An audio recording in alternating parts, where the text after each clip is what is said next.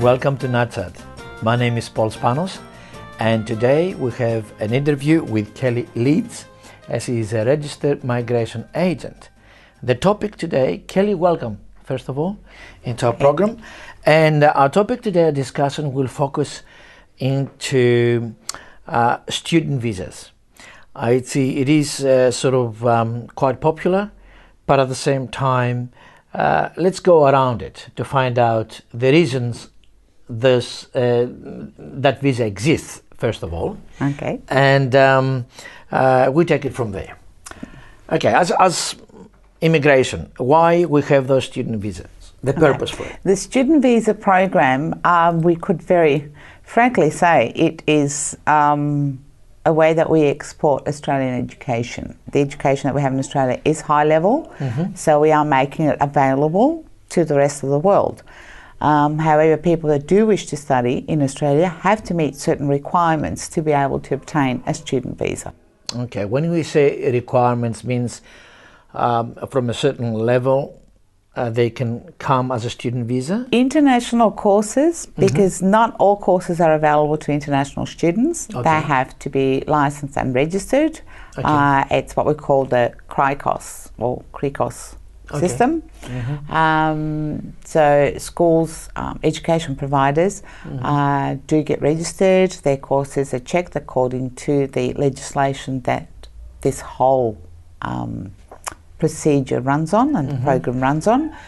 And then the courses that they wish to offer to international students also have to follow certain requirements and meet certain requirements. On the list of the immigration then we have certain schools and certain courses. Correct. Isn't it? Correct. That means I have to go through those ones before I even apply. Well, you have to actually find the education provider that suits your needs, find Yes. the course that the education provider Yes. gives you that suits what you want to achieve. Okay. And you actually have to enroll before you apply for the visa. How does this work? Well, it's very simple. Okay. If I enroll, then Okay, all right. they might not It's approve what my we visa. call, the initial enrolment, okay, does not mean that you have started attending the school, especially if you're overseas. Yes. Okay, Yes. so what happens is you go to a school, you put in an application, you state what you wish to study with them. You usually have a discussion with the school. So you put in your application, they check your CV, they check your English level, and they send you back a letter of offer as to what you should study. Now, the school believes that your English isn't at the level it should be, but Okay.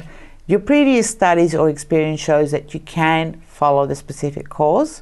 They will offer you, not all schools, but most of them do have it, they can offer you an in-between, a preliminary English course that's part of your total course. But It's different to coming in and studying English. That's a different visa. Okay, that means the school in itself, a university, for example, has its own criteria. That's right. The school in relation decides, to the level of English. Yeah, the school decides if they're going to accept you. Okay. So once the school has given you the letter of offer, your next step is to do an initial enrolment, which usually means paying a deposit with the school against your fees. Is this subject to acceptance from immigration? Immigration will not accept your application for a visa, not refuse it or grant it. They will not accept it. It will be invalid if you don't have a certificate of enrolment. Okay. So it's a compulsory step before you can actually apply for your student visa. Okay, so the first step to do is to look at what there is for you to study.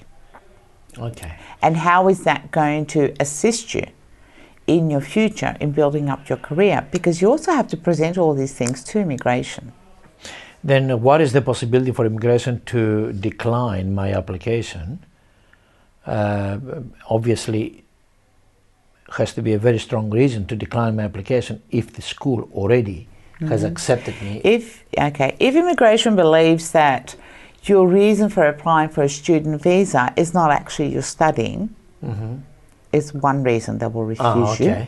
All right. The other reason is if immigration concludes that you don't meet the very important part of a student visa application, the genuine temporary entrant criteria, which means the incentives that you have to return back to your home country as compared to the incentives to stay on in Australia, yes, the first ones should be stronger. Okay, isn't it a little bit intrusive somebody to ask me to come to Australia and then to ask my intentions when I just apply for a course? Well, why do you want to do the course? Well, I suppose to improve my qualifications. Okay, that's a reason. Yeah. That's your intention. Yeah. But why do you want to improve your qualifications?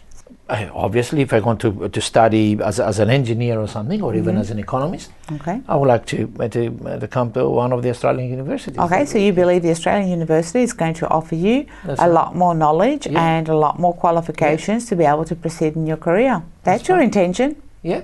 So what's difficult in that? All right. Okay, that's fine. But yeah, so in that specific example that you used. But we're saying now that the immigration really, as long as has a clear view that that's your intention for studying. That's right. If you apply to come and study English in Australia and your work for the past 15, 20 years has been in a profession where English is definitely not required for any reason, and you say, I want this so I can improve myself at work, well, somewhere that doesn't fit. Yes, that's right. So immigration has a way of identifying in case that what you say in your application doesn't match with your life. They do. They look at your employment history, your study history. They look at a lot of factors that you need to present through that application. Okay, and they're becoming a lot more strict on actually obtaining information against those factors. And we're going to continue our conversation discussing how people might mistreat those visas or misunderstand the use of this visa. Okay, thank you for being with us. We'll come back after the short break. Thank you for staying with us.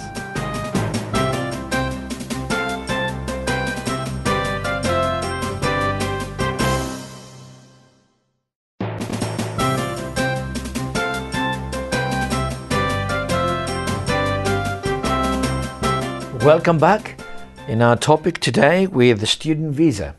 And with us we have Kelly Leeds, and thank you for being with us, Kelly. And Kelly is a registered migration agent in Auckland, in Melbourne, and give us a little bit of light, if you like, how student visa is very, very popular and sometimes misused. Oh, some misused. Yes, it is. Popular. Look, we do have an excellent education system in Australia, so Australian qualifications are highly regarded. So people do tend to come to our universities in order to either participate in further research, obtain better knowledge, higher skills and so forth. So yes, it is a popular destination for studies. Misuse, I'd say maybe it's not misuse, but mainly people being misinformed about it. Okay. A student visa is not a migration visa. You don't migrate to study. Okay. You temporarily enter a country. You are given the permission to do that in order to come to this country to study, pick up your qualifications, and then go back home or wherever you want to continue your career. In other words, the immigration I view of the student visa is not immigration visa. It's not migration visa. Not part of that 190,000 migrants that have come into Australia a year. Okay. So it is completely irrelevant to this.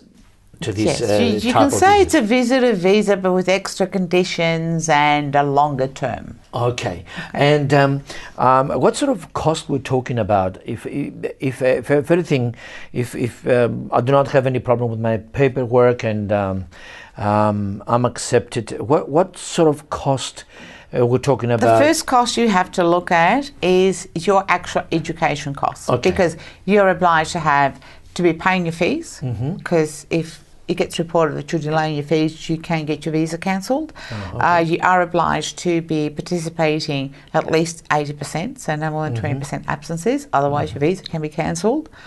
So the first thing you have to look at is the course. Okay. Okay, and that you can actually afford to be at that course. All right. Courses can start, yes, there are some courses for English learning, which can start around the $8,000 mark.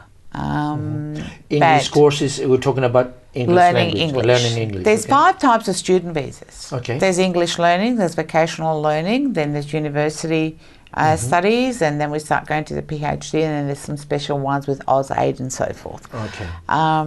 So when you put in an application, the officer that takes your application actually assesses you against all of those visas and sees which ones you fit in. Okay, so you don't have to actually know which one you're going for. Right. That's okay, right. there are also student visas for high school students. People can come here and study high school as well. So it starts from the very first go. Do I need to of prove studying. that I'm able to survive in that? You have to prove. So you have to have your fees, okay, your education fees. You have to have living expenses. These are actually set by law, okay, and that's 18,000. All right. For the first year that you're here, okay. All right. So if there's a spouse and children, that gets, of course, increased. Paid up. Okay.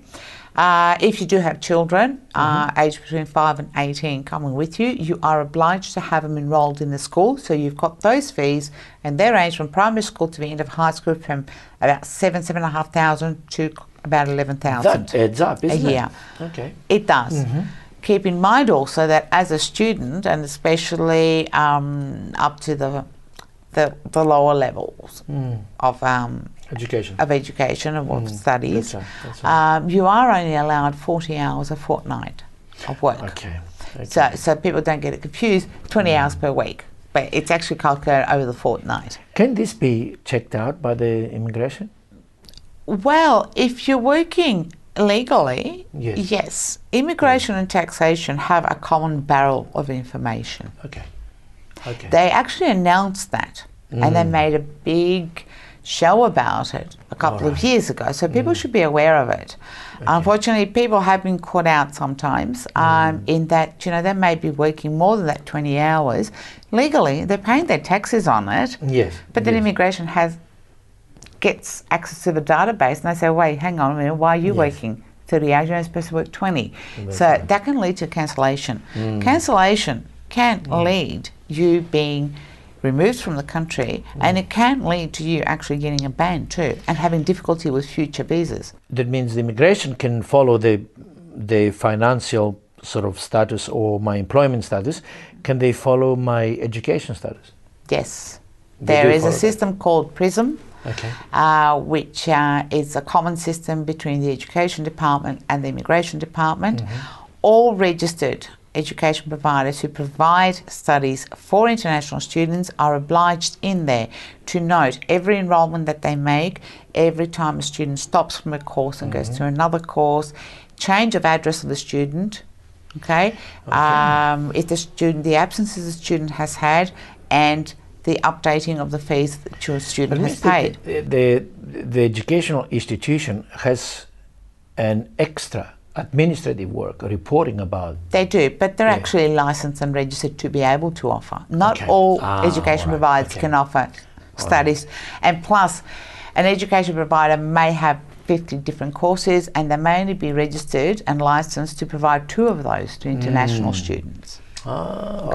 Even in high schools, there are certain high schools who are not registered and cannot accept high school students, international students.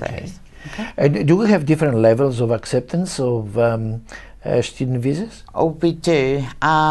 Assessment, we call it, not acceptance. It's what we call AL1, which is assessment level 1, 2 and 3. The 4 and 5 used to be there, they're gone. We got rid of those.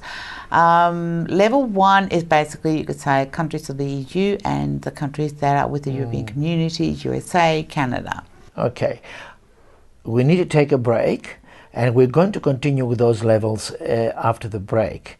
Thank you for staying with us. It's a very, very interesting topic. We're going to continue about student visa in Australia.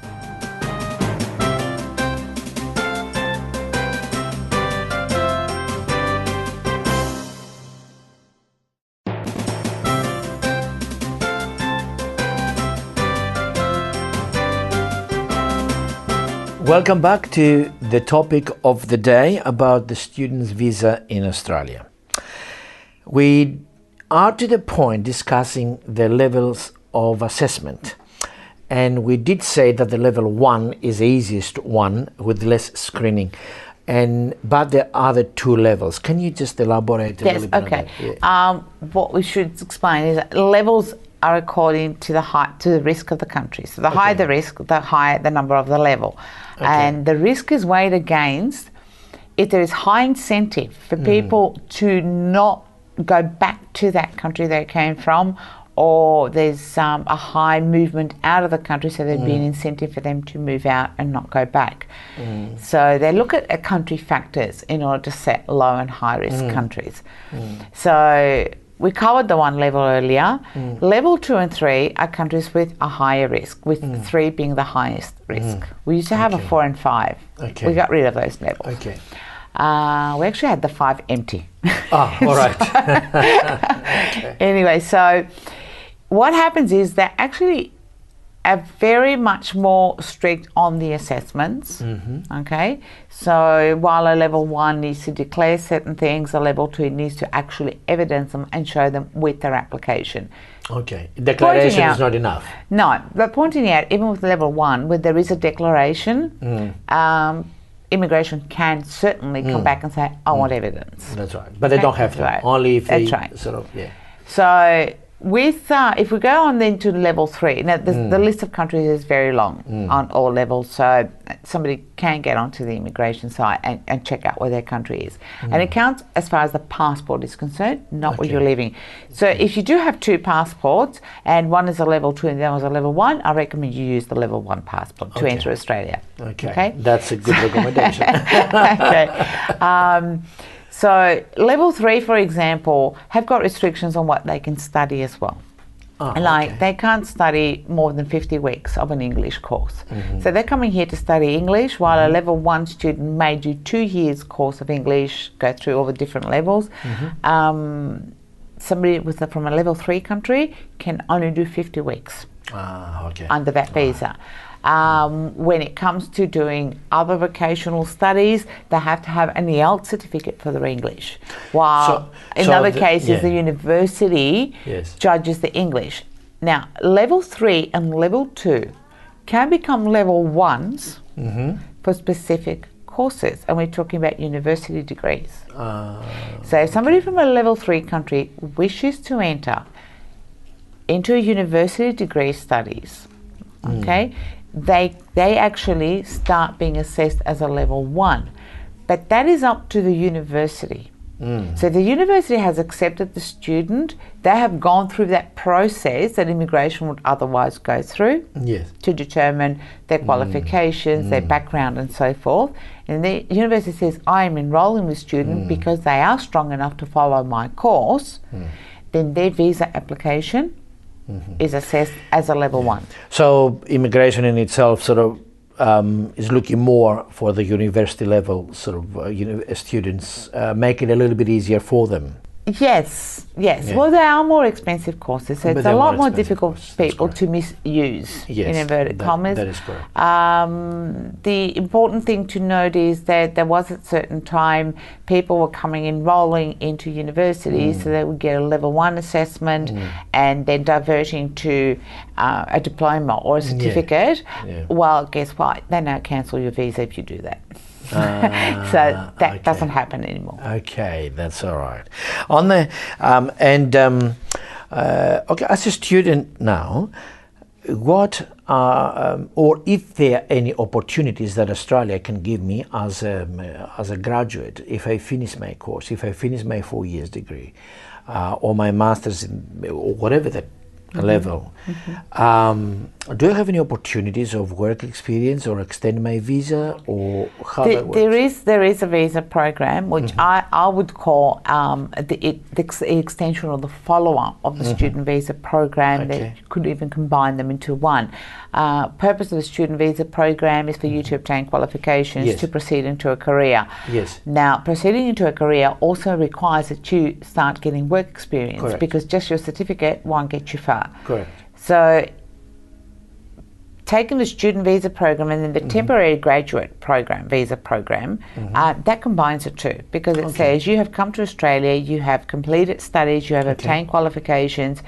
I will now give you the opportunity to be able to work in Australia for 18 months to 4 years. It all depends on what you studied. That's a fair sort of amount of time. Yes, I would say, like the most common, the 18-month one, because the 2 years is completing university studies. Yes. It does give you that chance of getting work experience. So they're saying, you studied, you got your qualifications, your diploma, now get some work experience in the market, and then you can go back home with both. Absolutely. Okay, so you're a fully qualified professional. Yes. What needs that, however, there are criteria. That's not an automatic thing. Okay? Yes. So first thing that you have to cover is that your course, your relative to the nominated occupation you're going to state, has to be a minimum of 92 weeks. Okay. So I can't do, for example, 30 weeks of English and 62 weeks of motor mechanic and say, okay, now qualify for that. You don't. Yes. It has to be 92 weeks on the actual occupation. Now, how good, from the other side of the coin, how good Australia is to motivate skillful people remain in Australia and help here? Well, look, we've got to look at, big enterprises, okay, and even smaller companies sometimes, who do need university graduates, do look into the universities and the students, and just like they assess the possibility of employing or bringing into their company an Australian student, they do look at international students as well. So yes, offers have been made to international students who are completing degrees. It could be just normal bachelor degrees, it could be masters, because it's of interest to the specific company, the expertise that they've got. So yes, it can lead you into a skilled migration. So the migration is not going to prevent that happening. Well, immigration, you still have to meet the requirements of a visa application. Okay? Nothing is automatic in visas. Yes. People make that mistake. They think I'm going to study for 92 weeks and I'm automatically going to get 18 months. It doesn't happen. You have to have 6 in IELTS. Yes. You have to nominate an occupation that's on the list.